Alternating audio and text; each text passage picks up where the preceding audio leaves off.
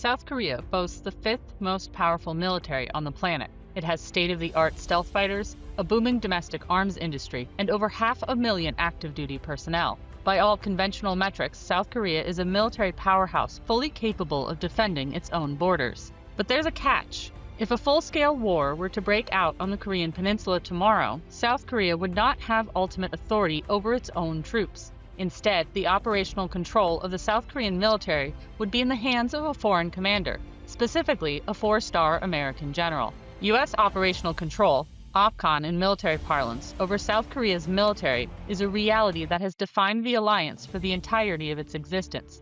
That's over 7 decades. But that arrangement should have ended a long time ago. South Korea and the U.S. agreed to see through OPCON transfer 20 years ago, but we're now 14 years past their initial deadline, and nothing's changed. Why? It may sound wonky, but this isn't just a topic for specialists. If it finally happens, OPCON transition would have major implications not just for the Korean Peninsula, but for the broader geopolitical struggle in the Indo-Pacific. Changing the balance of power in the U.S. South Korea alliance would also change the way U.S. troops in Korea could engage in a China-U.S. war. You're watching The Diplomat Asia. Today, we're diving into one of the most complex and misunderstood military topics in East Asia, the transfer of wartime OPCON from the U.S. to South Korea. We'll explore how the U.S. got so much power over South Korea's military in the first place, the tortured history of OPCON transfer pledges, and whether the current alignment of the Trump and Yi administrations will finally push it across the line. The transfer of wartime OPCON is a major point of debate between the U.S. and South Korea, as well as within South Korea itself. Some say this U.S. military authority is the ultimate guarantee of South Korean security. For others, it's an outdated relic of the Cold War and an infringement on national sovereignty. Koreans in this latter camp, including liberal leaders like current President Jae-myung, think of OPCON transfer or the return of full wartime operational control to South Korea as a sovereign necessity. Yi has made achieving OPCON transfer a fundamental goal of his administration. In January 2026, he declared in a post on X, "Self-reliant national defense is the most basic of basics amid the unstable international situation. It would be unacceptable for the Republic of Korea to be unable to protect itself." In separate comments, he said the old idea that South Korea needs the U.S. to take military control during wartime reflects a submissive mindset. But Yi has also argued that an independent defense posture isn't just good for Seoul, it benefits Washington too. According to the South Korean president, if we massively bolster our capacity and lead the defense of the Korean Peninsula, the U.S. has less to worry about regarding security in the Indo-Pacific. The Trump administration certainly seems to agree. Its 2026 National Defense Strategy explicitly called for South Korea to take the lead on deterring and, if necessary, fighting North Korea. But this isn't the first time both the South Korean and U.S. governments have vowed to make the transfer of wartime authority happen. An initial agreement to do so was signed all the way back in 2006, and 20 years later, the situation hasn't changed.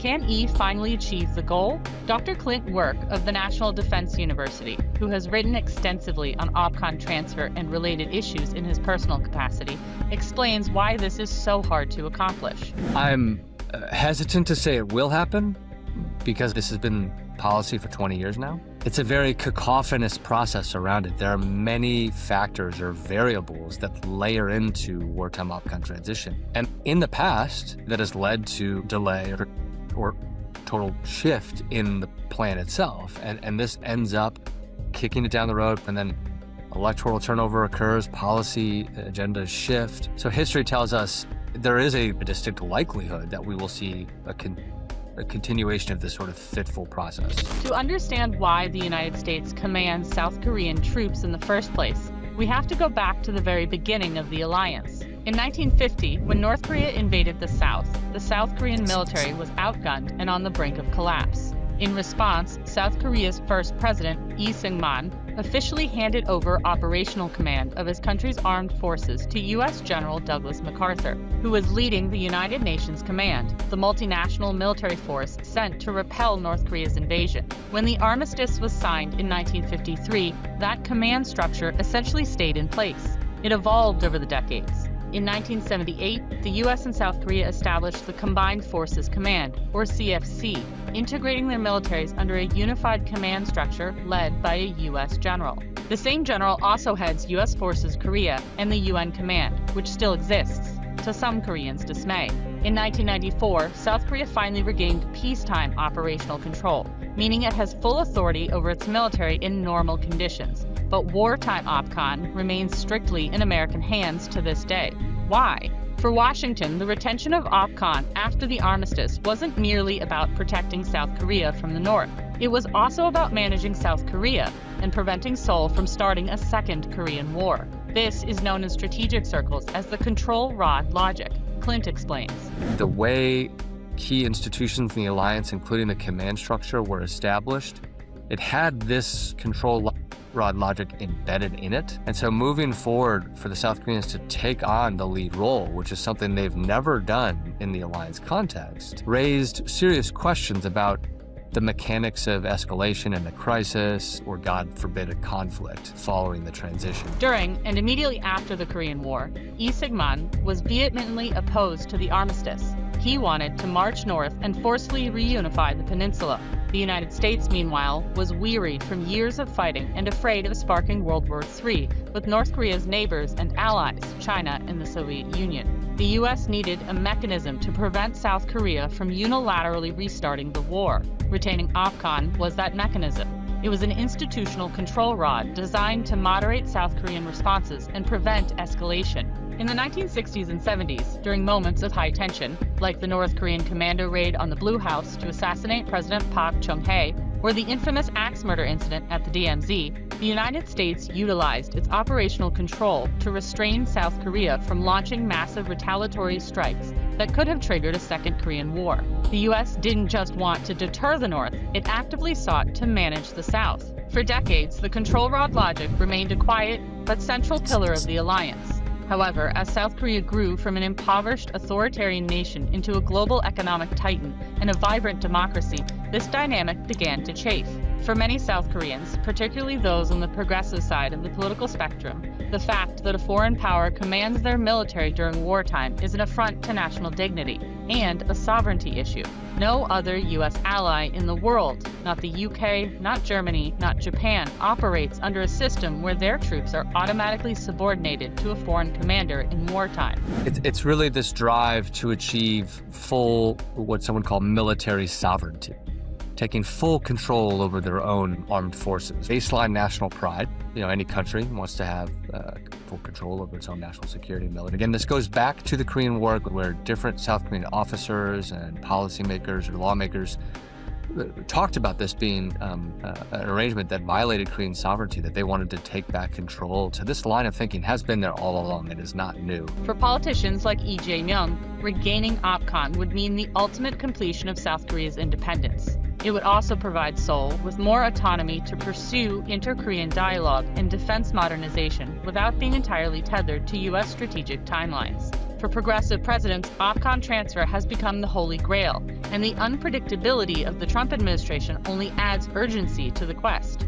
Like Clint said, the push for OPCON transfer has been around since the Korean War, but it really gained steam after South Korea became a full democracy. In fact, OPCON transfer was officially agreed upon 20 years ago. But since then, we've seen 2 decades of shifting targets and repeatedly missed deadlines, and still no change. Let's talk about why OPCON has stayed in U.S. hands despite repeated promises. In 2006, South Korea's president was Roh Moo-hyun, a liberal who campaigned heavily on national autonomy.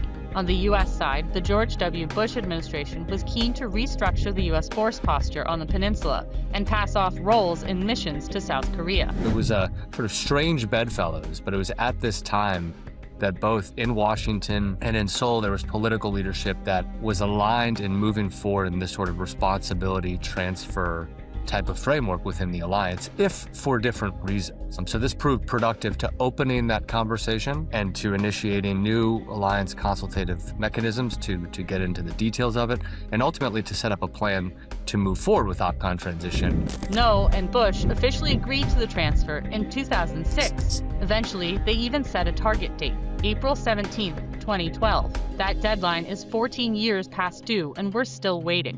What happened? both domestic politics and geopolitics intervened. Conservative administrations took power in South Korea, Jae-myung back in 2008 and Park Geun-hye in 2013, and both Lee and Park viewed OPCON transfer with deep suspicion. Conservatives and military officials tend to think of OPCON transfer as a precursor to American abandonment. Jae-myung back and then Park Geun-hye feared that carrying out the planned transition would severely weaken deterrence at the exact moment North Korea was conducting its first nuclear tests and sinking South Korean naval vessels. Due to this domestic backlash and rising external threats, the 2012 deadline was pushed back to 2015. Then, in 2014, the two allies scrapped specific deadlines altogether in favor of a conditions-based transition. Under this new plan, OPCON would only be transferred when three specific conditions were met. Condition 1, South Korea must possess the core military capabilities to lead the combined defense. Condition 2, the alliance must have comprehensive response capabilities against North Korea's nuclear and missile threats. Condition 3, the security environment on the Korean Peninsula and in the region must be conducive to a stable transition. These conditions may sound reasonable on paper, but in practice they are a bureaucratic labyrinth. Meeting the first two conditions requires a rigorous verification process divided into three stages: initial operational capability, full operational capability, and full mission capability. To date, South Korea has only achieved the first of these three, initial operational capability. We only have so many details in the public space, but broadly speaking, it means South Korea developing certain capabilities and then incorporating them into alliance exercises and demonstrating the ability to take the lead in the combined defense posture in crisis and conflict. And so this takes time, it takes money, it takes training, it takes know-how. So it's not just hardware, but it's software. And South Korea has not fully met the conditions as defined by the alliance. And so as a result of that, they haven't moved forward with the conditions-based process. There's a soft target to certify full operational capability by the end of 2026. But by this point, you should know that deadlines aren't worth much where OPCON transfer is concerned. The third and final condition, the one involving external factors, is especially hard to pin down. What exactly defines a conducive security environment when North Korea is regularly testing intercontinental ballistic missiles? The vague language allows the goalposts to be moved based on the political winds in Washington and Seoul. Past statements suggest the two allies have yet to even agree on how to objectively evaluate the regional security situation. This brings us to the present day. We are now in a unique geopolitical moment where the interests of the Jae-myung administration in Seoul and the Donald Trump administration in Washington might just align to finally make OPCON transfer a reality, but they are approaching it from very different angles. For OPCON transfer is about sovereignty, self-reliant defense, and diplomatic leverage. The administration has officially set a target to complete OPCON transition by 2030, the last year of his single term. Yi's government is aggressively pushing to finalize the full operational capability and full mission capability reviews to prove that South Korea is ready. For Trump, the motivation is burden sharing and an America First strategic realignment. The new U.S. national defense strategy calls for South Korea to take primary responsibility for security on the Korean Peninsula, with U.S. support playing a critical but more limited role. Trump has long argued that wealthy allies should pay for and manage their own defense.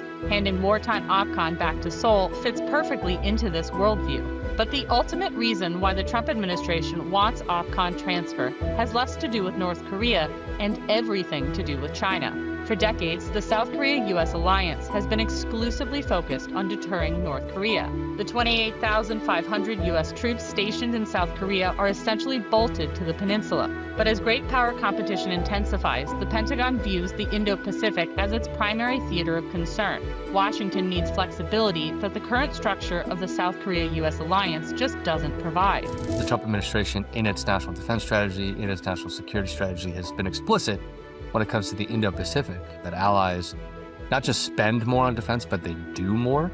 So I think there are several logics there, again, to take the NDS and the NSS's own language. It's one, allied burden sharing, they're taking on and doing more, but what this allows the U.S. to do, specifically in the Indo-Pacific or on the Korean Peninsula, is rejigger its force posture to, again, assist with its longstanding mission, which is upholding deterrence on the peninsula, but also to do more beyond the peninsula in the context of China. If South Korea assumes primary responsibility for its own conventional defense against the North, it will structurally alter the role of U.S. forces Korea. It will pave the way for what the Bush administration first termed strategic flexibility. That means U.S. air and naval assets, and potentially even ground troops stationed in Korea, could be deployed for regional contingencies beyond the peninsula. This is the ultimate geopolitical implication. OPCON transfer facilitates a more robust anti-China role for the United States military in East Asia. We are already seeing early signs that this is happening. In February 2026, U.S. forces Korea had a rare aerial encounter with Chinese fighter jets in South Korea's Air Defense Identification Zone, which overlaps in part with China's. South Korea taking the wheel of its own defense is the prerequisite for the U.S. shifting its gaze, and maybe its actual force presence, south to the Taiwan Strait and the South China Sea. But that opens a whole new can of worms for South Korea, which has historically been far less eager to antagonize China. So far, the Yi administration has been clear. The value of OPCON transfer outweighs the risks, whether that's from North Korea or China. But getting there is still fraught with obstacles. U.S. Forces Korea Commander Xavier Brunson has publicly warned that the conditions for the transfer might not be met by Yi's 2030 deadline. He said bluntly that the military will not move the goalposts or relax the strict conditions just to meet a political timeline. If the transfer happens, the current Combined Forces Command, which General Brunson also commands, will be replaced by a future Combined Forces Command, or FCFC. In a historic role reversal, a 4-star South Korean general will serve as the commander, and a 4-star U.S. general will serve as the deputy. There are legitimate concerns in the Pentagon about how the FCFC will integrate with U.S. extended deterrence, specifically the American nuclear umbrella. If a South Korean general is in command, how do they coordinate nuclear strike options that only the U.S. president can authorize? However, despite these concerns, the strategic momentum toward OPCON transfer is accelerating. So, is South Korea finally about to get full control of its own military? The signs look promising, the most promising they have in 2 decades, in fact. You have a South Korean president demanding OPCON transfer for national sovereignty reasons, and a U.S. president insistent on burden sharing and strategic realignment. The historical control rod logic that defined the 20th century South Korea-U.S. alliance is slowly giving way to the realities of 21st century great power competition. But even that doesn't mean OPCON transfer is a sure thing. I do think the conditions are more ripe today than they have ever been in that 20-year history. It seems perfectly viable that it could be done in the next 3 to 4 years. But as much as there is seemingly this window of opportunity to move it forward because we have that policy alignment, these things are relative. There's more alignment today, but that doesn't mean there's perfect alignment, right? So the stars are seeming to align, but there are still plenty of areas where Seoul and Washington could not be fully in agreement. And that will matter when they start to look at the details of what it means to fully complete this process. So sort of time will tell is my cop-out final response to that, which I hate to say, but I mean, how can we say anything else but that? As Yi's target date of 2030 approaches, the outcome of OPCON transfer will reshape the security architecture not just of the Korean Peninsula, but of the entire Indo-Pacific. Russia and North Korea might exploit the perceived gaps in the alliance to test U.S. deterrence, potentially sparking a crisis. Delay it further, and political resentment in South Korea could fracture the very foundation of the alliance. Carry it through with caution, and there's still a potential downside. South Korea might wind up pulled into a China-U.S. conflict against its will, as U.S. Forces Korea takes advantage of its renewed flexibility. Thanks for watching The Diplomat Asia. Of course, this isn't the only Indo-Pacific alliance being reshaped by Trump. He may have left an even more lasting mark on the Quad. Check out our video for more.